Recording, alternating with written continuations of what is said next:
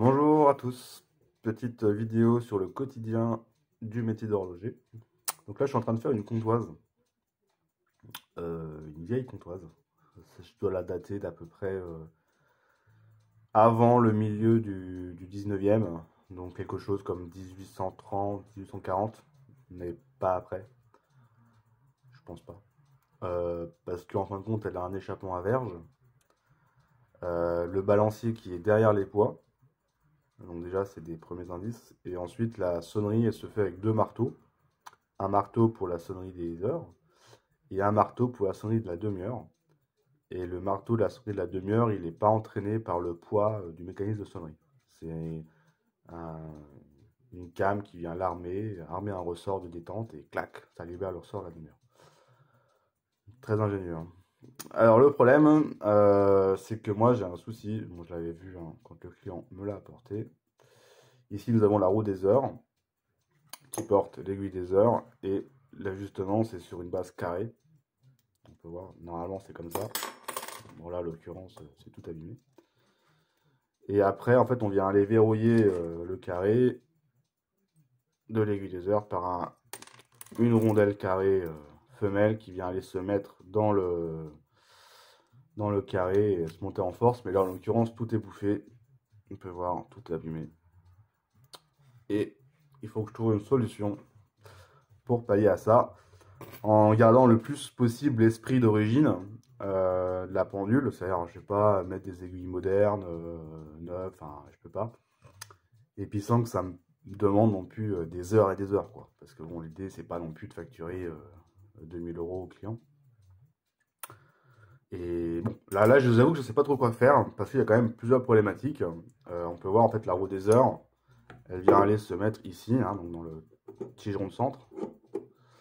Alors là, c'est grippé, ça tient pas bien, parce que bon, c'est abîmé, mais en fait, on peut voir que le tigeron de centre, il est conique. On peut voir la partie supérieure, il est petit diamètre, et la partie inférieure, gros diamètre. Donc il y a à peu près 1 mm de différence. Là, on est diamètre 6, là, diamètre 5. Et en plus, bah, forcément, ce cône, il se retrouve à l'intérieur du canon de l'aiguille de la roue des heures. Donc, en fait, il y a aussi ce cône, en fait. Donc je sais pas comment ils faisaient ça à l'époque, hein. C'est aussi ça qui est intéressant dans ces vidéos, c'est de vous montrer ce qu'ils faisaient à l'époque, hein. Là, ils ont réussi à faire un trou conique. Alors je pense qu'il devait avoir un forêt conique. Seulement moi j'en ai pas. Moi j'ai pas de forêt conique. J'ai que des forêts droits. Alors je suis en train de me creuser un peu la tête. Comment je peux faire? Parce que l'idée là c'est vraiment trop abîmé. Le carré est trop abîmé, ça tient pas. Il n'y a rien pour le verrouiller.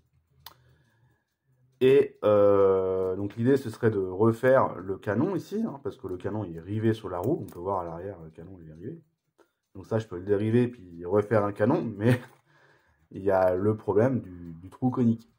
Moi, j'avoue, un trou conique, bah, je sais pas faire, hein.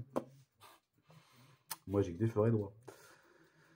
Donc, je sais pas comment je peux faire pour qu'il y ait quand même que ce soit fonctionnel sans trop de jeu. Alors, la comptoise, ça tolère des jeux de fonctionnement assez importants, mais bon, faut pas non plus abuser. Faut pas que la roue se mette de biais. Il y a quand même voilà, de la mécanique à respecter, quoi. Donc là, je sais pas trop. Je réfléchis à la meilleure solution. Alors c'est intéressant, hein, c'est ça qui fait que le métier finalement est sympa, parce que chaque réparation est différente. Mais des fois là, on est face à des situations un peu plus complexes. C'est surtout cette idée conique, hein, ce trou conique qui me gêne. J'ai réfléchi à plusieurs possibilités. Je vais essayer peut-être, alors ça va être le sujet de cette vidéo, hein, ça sera fait en plusieurs parties je pense. Je vais essayer de passer cette roue autour sans dériver le canon et la couper à peu près ici, voilà, au niveau de la pousselle, et aller rechasser euh, une barre en laiton sur cette partie que j'ai coupée pour la rallonger du coup, et sous cette nouvelle partie en laiton, refaire le carré propre pour l'aiguille des heures.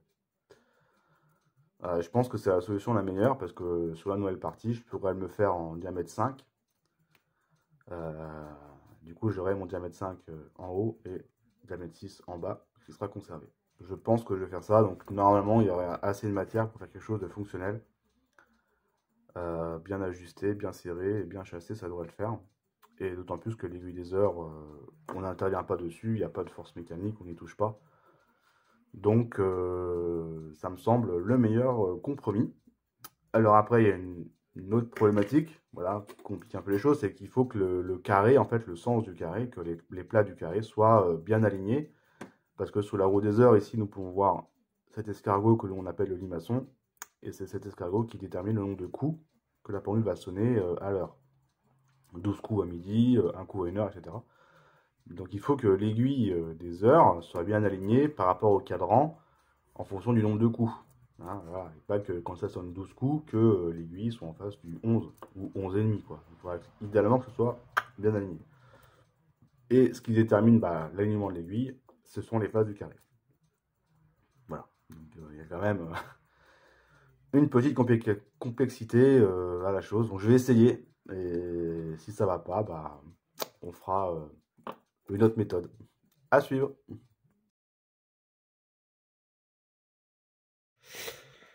Voilà, donc là j'ai repris la roue autour. Bon, c'est pas forcément le meilleur montage, donc j'ai centré avec la contre-poupée.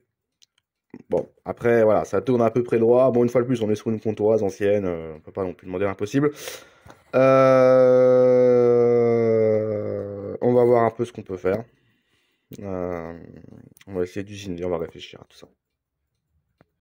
Voilà, donc comme vous pouvez le voir, donc j'ai dégagé autour le carré qui était vraiment malade. Donc je suis reparti sur une surface beaucoup plus propre et j'ai repercé à l'intérieur en diamètre 7, ce qui va me permettre de chasser à l'intérieur une tige de laiton que je vais usiner spécialement du diamètre extérieur ici avec un épaulement pour chasser dedans et à l'extrémité un carré que je vais limer. Voilà, donc ça suit son cours.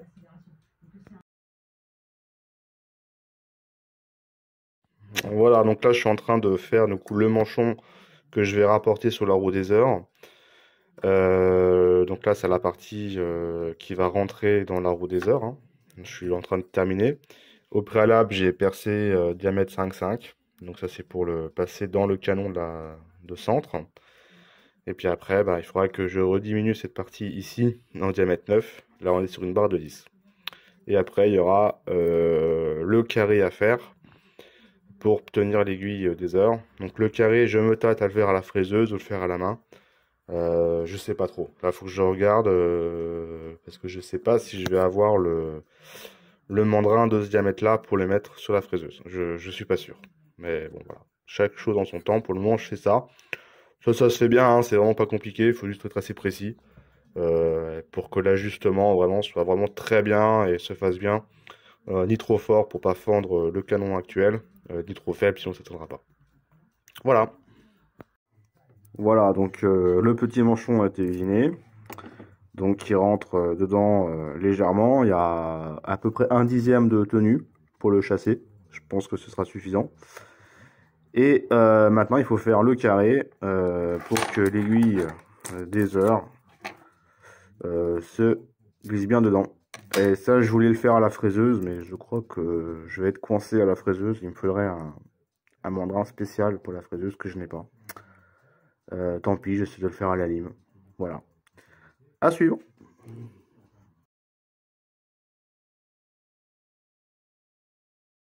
Alors après, en réfléchissant, je me suis dit pourquoi je ferais pas le carré avec mon équerre de fraisage monté sur un de mes tours lorche avec un plateau diviseur et tout le système de renvoi de poulie.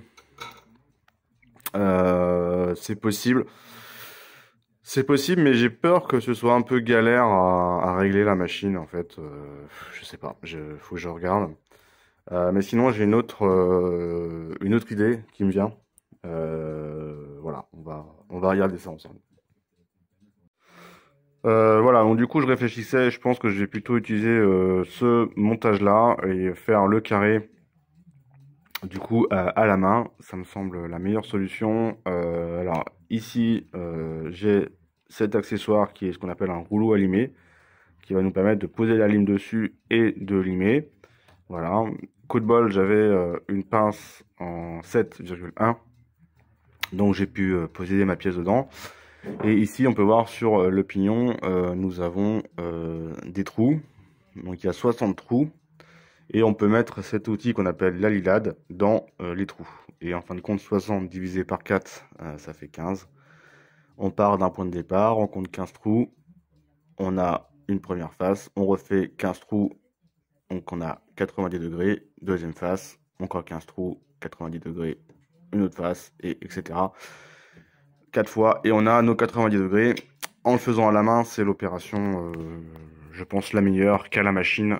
Parce que là, c'est là où on peut vraiment tout foirer. Et puis, bah, du coup, faut tout recommencer. C'est un peu dommage. Donc, l'idée, c'est pas non plus de perdre trop de temps. Hein, voilà. Euh, Même si faire et défaire, c'est toujours travailler. L'idée, c'est pas non plus de... Voilà. Donc, je pense que je vais faire à la main. C'est beaucoup plus sûr. J'ai l'avantage d'avoir ces outils. Ceux qui me connaissent savent que j'ai une véritable passion pour l'outillage en général, donc je ne songe jamais à la radinerie quand il s'agit d'acheter des outils. J'adore acheter des outils, j'ai plein d'outils, j'en ai plein les tiroirs, c'est ma passion. Moi, quand j'ai dû prendre l'agrément Omega, par exemple, j'ai dû acheter plein d'outils. Bon, extérieurement, je râlais un peu, mais intérieurement, j'étais quand même bien content parce que moi, j'adore acheter des outils. Bref, c'est un autre sujet. Je vais essayer de faire comme ça et je vous reprends après. Voilà, donc là, je vous prends un peu en cours de route. Donc, j'en ai fait deux faces, une première face, une seconde face. Hein, donc, j'ai fait mes repères sur la poulie. Donc, juste hein, quand on a commencé à limer, faut ne jamais enlever la pièce hein, du mandrin parce que sinon on n'arrivera jamais à la remettre dans la même position. Donc s'il faut vraiment, une fois qu'on a commencé à limer, c'est fini, il faut vraiment bien verrouiller la pièce. Hein, voilà. Donc là je vais continuer à faire bah, les deux autres faces, puis après il faudra affiner. Puis après faire des encoches pour que le carré tourne bien. Voilà. Voilà. Voilà, donc le carré est fini. Donc on peut voir que l'aiguille tient vraiment très bien, sans aucun jeu. Voilà, c'est absolument impeccable. Voilà, elle n'est pas tout à fait embutée, mais c'est très bien. Et du coup, maintenant, il n'y a plus qu'à falloir faire des petites encoches sur les côtés pour que l'écrou il puisse accrocher. Voilà. Voilà. Je vais vous le montrer quand même.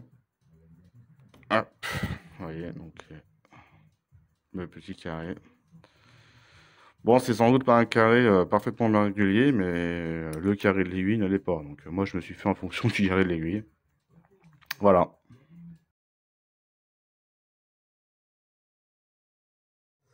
Voilà, donc je viens de terminer le carré avec les encoches dans les angles pour faire verrouiller le carré de verrou.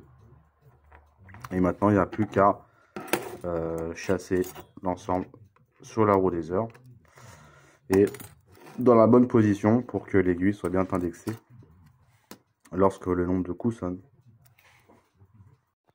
Voilà, donc je viens de chasser le manchon sur la roue des heures. Voilà, donc on peut voir que c'est parfaitement fonctionnel. Que si je mets l'aiguille des minutes, il y a un petit jeu. Donc c'est absolument nickel. Voilà. Et on peut voir que la réparation est quasiment invisible. Et on a une aiguille qui tient parfaitement bien. Donc je vais m'attaquer maintenant à la révision du mouvement. Et puis on fera une conclusion quand le mouvement fonctionnera. Voilà, donc une vue après avoir chassé. On peut voir, hein, c'est très propre. Et beaucoup plus propre que ce n'était. Donc on peut voir ici en les encoches pour que le carré de verrou fonctionne bien dedans. Voilà.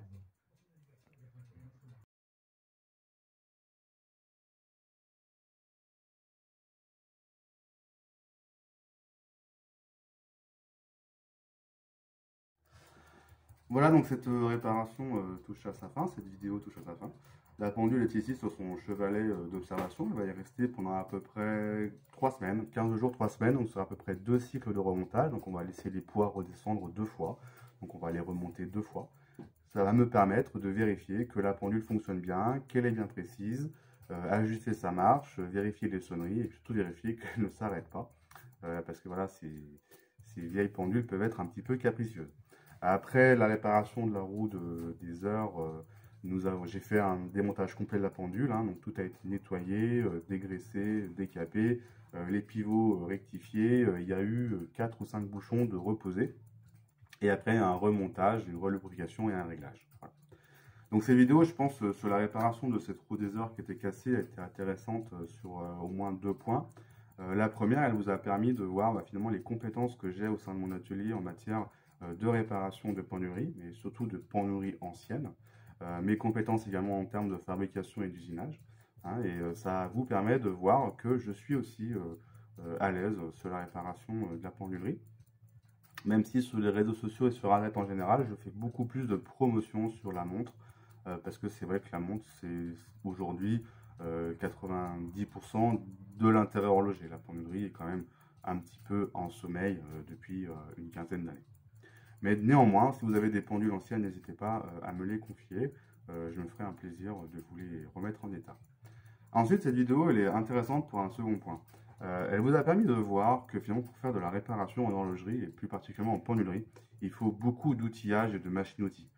Clairement, pour faire une réparation comme celle-ci, une réparation assez banale de prime abord, eh ben, j'ai eu besoin d'un gros tour pour retravailler sur la roue sans la dériver, parce que je ne voulais pas dériver le canon de la roue des heures, parce que quand on le dérive après, pour le river, il n'y a plus assez de matière, hein, parce que river, c'est vraiment rabattre de la matière. Donc si on dérive, on enlève cette matière, et après, on n'a plus de matière pour en rabattre. Donc du coup, après, ça tient un peu de bric et de broc, je ne voulais pas trop toucher. Donc ça m'a permis de travailler, de rectifier le canon dans un premier temps, et ça m'a permis après de fabriquer le manchon de diamètre assez important très facilement et très rapidement. Donc c'est vraiment aussi un gain de temps. Alors cette remarque, elle vient aussi parce que souligner un point, c'est qu'on voit beaucoup d'horlogers sur Internet qui vont critiquer quand ils vont voir des réparations sur des pendules, des réparations qui effectivement sont pas très très belles, qui effectivement esthétiquement sont pas très très jolies, des réparations un peu faites en mode MacGyver, hein, et ils vont toujours critiquer ceci. Ils vont dire ah là là, c'est un travail de sagouin, encore un bricoleur qui est passé par là.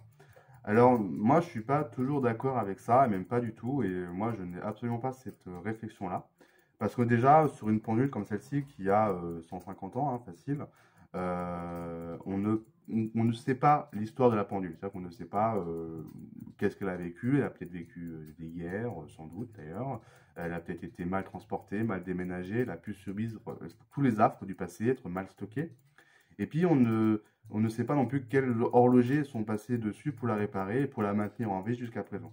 Et puis, comme vous avez vu, voilà, pour faire de la réparation en horlogerie, il faut beaucoup d'outillage, il faut beaucoup d'équipement. Et à l'époque, les horlogers n'étaient pas tous aussi bien équipés qu'aujourd'hui. Hein, clairement, non. Et même encore aujourd'hui, il y a des horlogers qui ne sont pas aussi bien équipés que moi. Et pourtant, ils font des réparations. Et puis, ils font des réparations un petit peu comme ils peuvent. Euh, Pas aussi précises, sans doute, pas aussi facilement, mais ils font des réparations parce qu'il faut faire des réparations. C'est voilà, c'est normal. C'est leur travail. Alors, des fois, ils font des réparations un peu, voilà, comme on peut, avec les moyens du bord. Aujourd'hui, c'est un peu plus rare, mais il y a 150 ans, c'était beaucoup plus fréquent. Les horlogers n'étaient pas tous aussi bien équipés. Alors moi, je m'oppose toujours hein, face à ces critiques, quand on critique les anciennes réparations, quand elles sont pas très belles. Je trouve que c'est finalement pas une preuve d'intelligence, c'est totalement débile, parce que tout simplement, c'est ne pas se remettre dans le contexte de l'époque. Voilà, il y a 100 ans, les horlogers n'avaient pas tous ces tours, n'avaient pas tous ces équipements, et pourtant il fallait que la pendule soit réparée, parce qu'il ne faut pas oublier non plus que à l'époque, ces pendules-là, elles n'avaient pas un rôle esthétique ou décoratif, elles avaient vraiment un rôle fonctionnel. On en avait besoin pour avoir l'heure. Donc il fallait qu'elles soient réparées et réparées le plus rapidement possible parce qu'on en avait vraiment besoin. Donc les horlogers, ils faisaient un petit peu comme ils pouvaient, avec les moyens qu'ils avaient, avec l'éclairage qu'ils avaient, parce qu'à l'époque, ils n'avaient pas d'électricité, hein, ils s'éclairaient avec une lampe à huile, Voilà, on s'était pas aussi précis que les moyens qu'on en a aujourd'hui.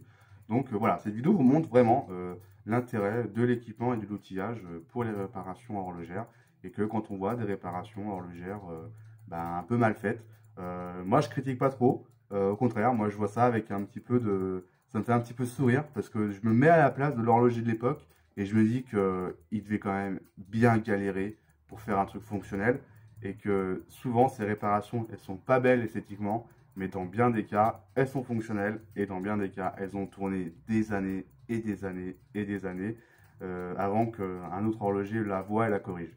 Et si un autre horloger ne les corrigerait pas, elles tourneraient encore. Donc voilà, c'est vraiment, cette vidéo vous montre vraiment qu'il faut vraiment beaucoup de modestie quand on est horloger.